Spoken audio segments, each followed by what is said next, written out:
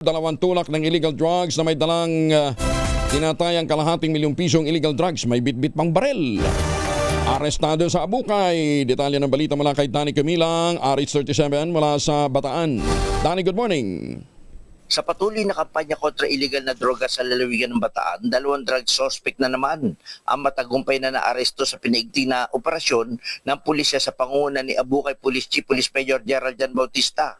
Nasa Batse Sinigang Bypass Operation sa Roman Highway Barangay Mabatang Abukay dakong alas 9:20 ng umaga kapon ang tinatayang 69 gramo ng hininalang shabu na may halagang 469,200 pesos at isang caliber 38 baril na may 4 na bala sa mga drug suspect na kinilalang sina alias Nas at alias Abner. Matatandaan, nitong Abril 26, 2 suspect din na kinilalang sina alias Celso at Ison ang matagumpay na nahuli nila Police Major Gerald Jan Bautista sa Barangay Kapitangan Abukay kung saan nasamsam naman ang nasa 66.5 gramo ng shabu na nagkakalaga ito sa 452,200 pesos.